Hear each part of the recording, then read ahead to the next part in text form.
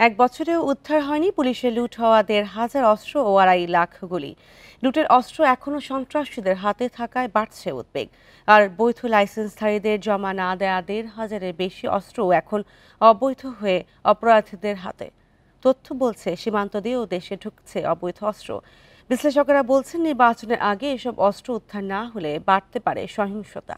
২৫ মে রাত ১১টায় রাজধানীর বাড্ডার গুদারাঘাট এলাকায় বন্ধুদের সঙ্গে আড্ডা দিচ্ছিলেন গুলশান থানা বিএনপির যুগ্ম আহ্বায়ক কামরুল আহসান সাধন।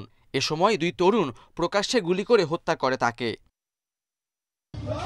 ২৭ মে মিরপুরে গুলি করে মানি এক্সচেঞ্জ ব্যবসায়ীর ২১ লাখ টাকা ছিনতাই করে দুর্বৃত্তরা। আর ৬ আগস্ট মোহাম্মদপুর জেনেভা ক্যাম্পে গুলিতে মারা যান শাহেনশা নামের এক তরুণ।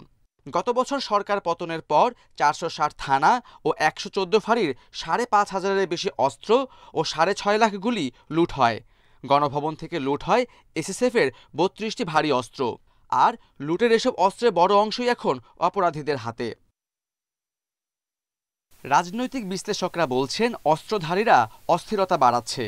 নির্বাচনের আগে সহিংসতা রোধে অবৈধ অস্ত্র উদ্ধারের পাশাপাশি রাজনৈতিক দলগুলোর সদিচ্ছাও জরুরি। অস্ত্র উদ্ধার না হলে নির্বাচনে বাড়তে পারে সহিংসতা।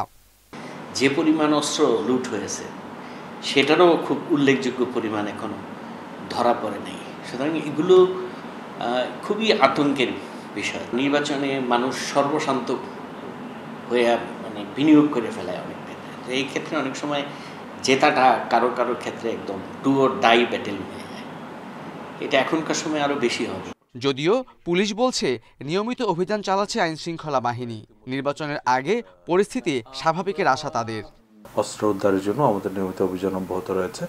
আশা করি আমরা সামনের যে জাতীয় নির্বাচন সেই নির্বাচনের আগে এই অস্ত্র উদ্ধার করতে সক্ষম হব এবং আমাদের যে চলমান অভিযান সেটা আরও বেগবান করা হবে। অবৈধ অস্ত্রধারী, চাঁদাবাজ ও মাদক ব্যবসায়ীদের বিরুদ্ধে অভিযান চললেও সফলতা পর্যাপ্ত নয় বলে মত অপরাধ বিশ্লেষকদের। Khaled Raihan, independent news, Dhaka.